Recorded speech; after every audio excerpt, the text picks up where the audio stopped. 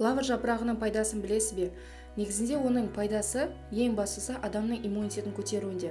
Ол әсіресе суық тиіп ауырғанда өте пайдалы. Лаврдың құрамында ағзадағы зат алмасу қызметінің дұрыс жұмыс істеуіне қажетті микроэлементтері өте көп.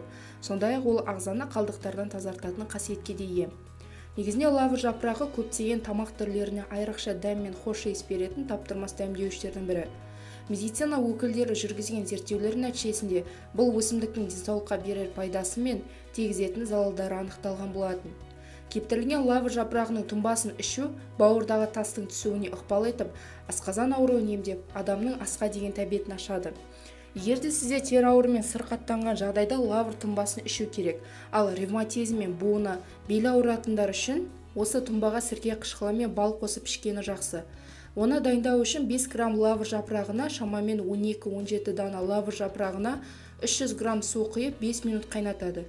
Содан кейін оны жылы ыдысқа құйып алып 4-5 сағат тұндырып қояды да сүзіп қойып, бір күн бойы бір ас қасықтан ішеді. Келесі күні де тұнбаны осылайша дайындап бір ас қасықтан ішу керек. Тұнбаны 3 күн қатарынан ішкеннен кейін 2 апта демалып 8 күндік курсты қайтадан бастаған дұрыс. Майдаланған лавр жапырағының 2 ас қасығын 200 грамм қайнаған суда 2-3 сағат тұндырып, дайын тұнбаны құлаққа тамызатын болса, ауырғанын басып, аққан сұйықтықты тоқтатады екен. Ал диабет ауруы кезінде 10 дана лавр жапырағын термосқа салып, 3 стакан қайнаған су құйып, 2-3 сағат тұндырып, суын сүзіп алып, ас ішерден 30 минут алдын күніне 3 мезгіл қабылдау керек. Осы процесті 2 апта бойы жүргізіп, 2 апта демалыстан кейін тағы да қайталау қажет. Алғашқы 2 апталықта ағзадағы көмірсулар айналымы едәуір жақсарып, қант мөлшері қалыпқа келе бастайды. Егер де сізде гайморит болған жағдайда, гайморитпен ауырғанда мұрынға лавр жапырағынан алынған майдың бір тамшысын тамызатын болса, тыныс алу жолдары жақсарады. Сондай-ақ 10 дана лавр жапырағын 1 литр суға салып, бір қалыпты отта 5 минут қайнатып, оттан алған соң сол қайнатпаның буымен 5 минуттай тыныстауда гайморит кезіне жақсы көмектеседі. Лавр жапырағын ішіп өтіп ауырғанда ішті қатыру үшін ішуге де болады. Стоматит кезінде жас лавр жапырағын шайнау керек екен. Құрамында эфир майы мен хош иісті заттары көп болғандықтан лавр жапырағы туберкулездің де алдын алады. Сондай-ақ лаврда рак, псориаз, диабет секілді дерттерді де емдеу үшін де пайдаланады. Ол үшін 10 дана жапырақты жарты литр қайнап тұрған суға салып, 2 сағат тұндырған соң сүзіп алып, тамақтанардан 20 минут бұрын ішу керек екен. Лавр жапырағы ағзада жиналған тұзды шығарады. Ол үшін 20-30 дана лавр жапырағына 2 стакан қайнаған су құйып 5 минут қайнатасыз. Белгіленген уақыттан соң қайнатпаны термосқа құйып алып 3-4 сағат тұндырасыз. Дайын болған қайнатпаны 12 сағат бойы ұрттап ішіп отыру керек. Бірақ бұл емді ішектерді тазартып барып жасаған дұрыс. Осы емнің әсерінен кіші дәретке жиі шыға бастайтын болсаңыз, онда сіздің бойыңызда тұздың шыға бастағаны. Емдік курсты жылына 1-2 рет қайталап тұруға болады.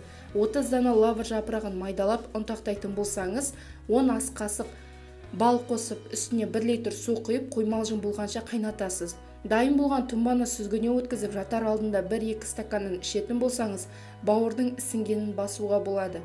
Қайнатпаны тоңазытқышта сақтауға болады. 20 дана лавр жапырағын 3 литр қайнап тұрған суға салып, кішкене суытып, аяғыңызды сол суға салып парлайсыз. Сонда аяқтағы тершеңдіктен арылуға болады. Ал аяғыңыздың сіңірі тартылып, маза бермейтін болса, онда лавр жапырағын ұнтақтайсыз да,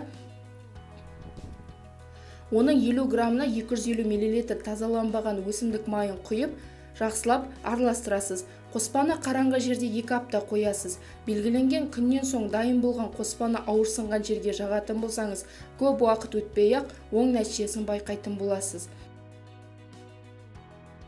Енді келесі лавр жапырағының пайдасымен қатар оның зияны да жүреді. Лавр жапырағының зиянды тұстарына келетін болсақ, ол ең бірінші кері әсері аллергиялық реакция тудыруға бейім.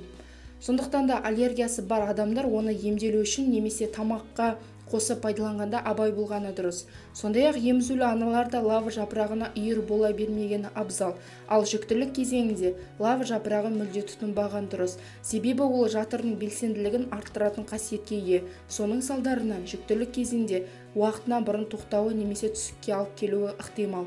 Бүйрек, бауыр және жүрек ауруларында шалдыққанда да бұл өсімдік жапырағынан бас тартқан дұрыс. Бүгінге айтарым осы. Сіздермен бірге болған Гаухар. Соңына дейін қарағандарыңызға рахмет.